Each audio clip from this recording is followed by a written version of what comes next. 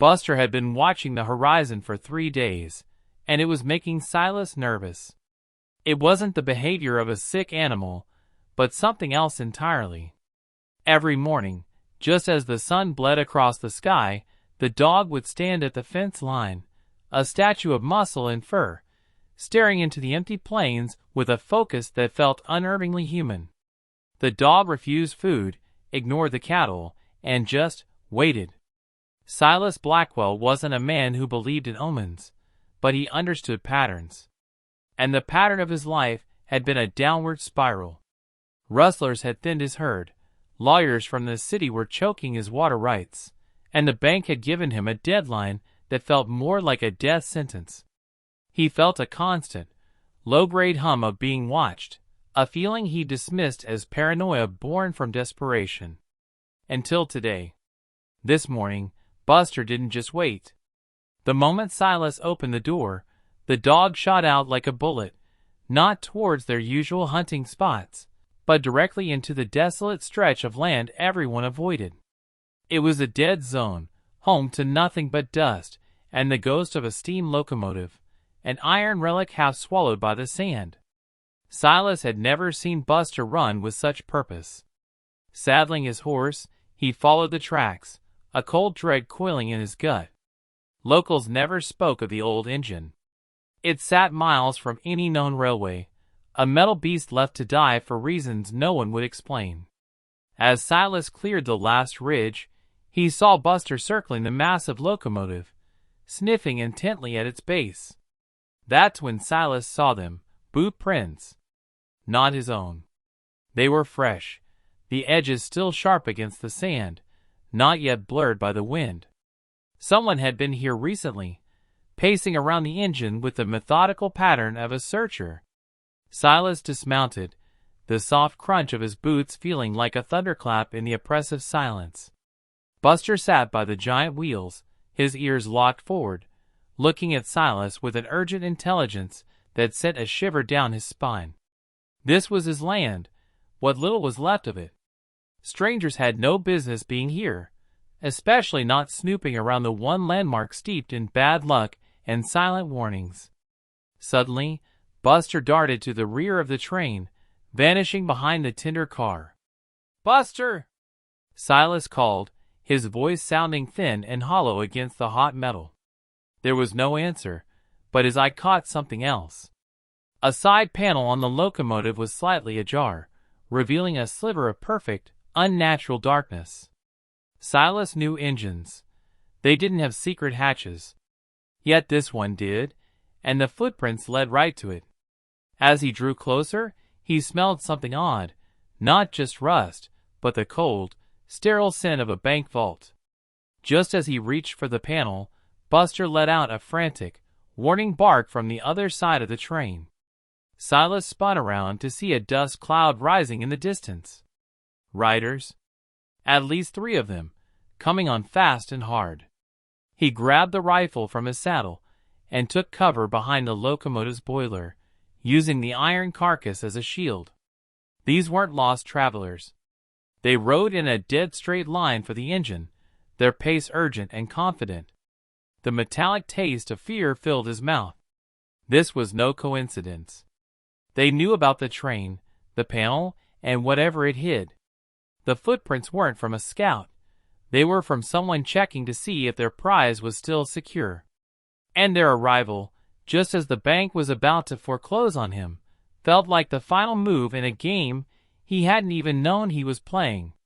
The lead rider pulled up about 50 yards out. He was an older man, maybe 50, with a weathered face and a gray-streaked beard, who sat in his saddle with unnerving ease. He cupped his hands around his mouth. "Silas Blackwell. No need to hide. We figured you'd find your way here eventually."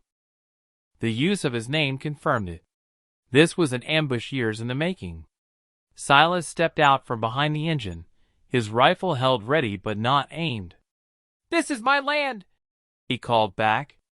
"State your business." The man chuckled. "Your land? That's a temporary arrangement, isn't it?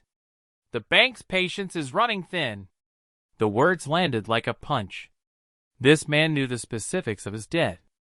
"Name's Corbin," the man continued. "I handle acquisitions for parties who have an interest in this particular piece of desert. Specifically, what's on it?" He gestured to the train. "That engine was reported stolen 15 years ago. Disappeared with a rather valuable cargo it was supposed to be delivering to the mint in San Francisco." Silas felt the pieces click into place. The local legends, the silence, the abandonment, it was all a cover-up. "The people I work for have been waiting," Corbin said, his voice smooth. "Waiting for the right time to recover their property. Waiting for the current landowner to be in a position where he might be reasonable." "What do you want?" Silas asked, his voice flat. "Simple. You walk away, forget you saw anything. In return, your financial troubles disappear. Refuse, and you'll have a tragic accident out here. It might be weeks before anyone finds the body." Silas's mind raced. These men were professionals. But something was off. If they knew all this, why not just take what they wanted? Why involve him at all? "What makes you think I can help you with something you couldn't get for 15 years? Corbin's smile was thin. "Because the compartment is locked by a mechanism that requires a specific set of codes. Codes that were kept by the railroad's bookkeeper, a woman named Eleanor Blackwell. Your late wife." The world tilted. Eleanor had worked for the railroad, but only for a short time, handling manifests and payroll in the town office. "She never mentioned a stolen train," Silas said, his throat tight. "She wouldn't have known what she had," Corbin explained. "Bookkeepers back then kept copies of everything. She likely mixed some official manifests in with her household papers. We already searched your cabin while you were out. Didn't find them. But we know a meticulous woman like her wouldn't have thrown them away." The violation of his home, of Eleanor's memory, ignited a cold fire in Silas's chest. They had picked through his life, looking for a key. And now he understood their game. They needed him not just to find the codes, but to legitimize their claim. They needed the desperate landowner to discover the treasure. Just then, a loud metallic scrape echoed from the engine. The heat had caused the iron to expand further, and the hidden door swung open wider, revealing the glint of metal containers inside.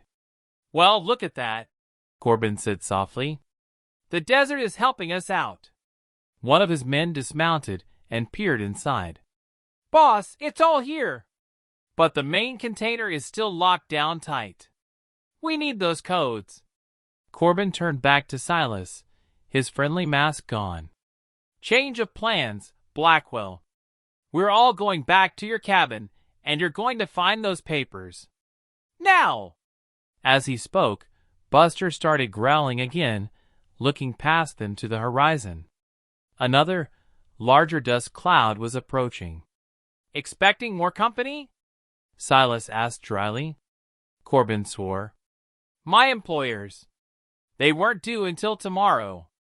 The new arrivals were different. They wore expensive city clothes and rode horses that cost more than Silas's entire ranch. The leader was a thin, pale man who radiated an aura of absolute control. "Corbin," the man said sharply. "Report." "Circumstances changed, Mr. Finch," Corbin said respectfully. The compartment opened. "We need the codes from Blackwell's wife's papers to get inside." Finch turned his cold eyes on Silas. "Mr. Blackwell, I trust you understand that your cooperation is not optional. We are prepared to offer you 5% of the recovered value for your assistance." Silas looked at the armed men, at the exposed silver, and at the calculating predator in front of him. He was cornered. But in their arrogance, they had given him a weapon, information. They believed he was just a dumb rancher holding a key he didn't understand. It was time to show them how wrong they were. "There's a problem," Silas said, letting the silence hang in the air. "I don't have those papers anymore." Finch's expression remained frozen, but a dangerous tension filled the air. "Explain," he said, his voice barely a whisper. "My wife was a careful woman," Silas began, inventing the lie as he spoke, weaving it from the threads they had given him. "She didn't trust the railroad. When she got sick, she sent all her important work documents, the originals, to her sister back east for safekeeping. Said if anything ever happened, the truth would be safe." It was a perfect lie, playing on their own corporate paranoia. "However," Silas continued, pressing his advantage, "she was proud of her system. She explained it to me once. I remember how the codes worked. I can try to open it." Finch stared at him, weighing his options. "And if you succeed? Then my fee is half," Silas countered. "Not 5%. Half. In writing. Signed by you. Otherwise, your 15-year investment stays locked in that box, and you can try explaining that to your partners back east."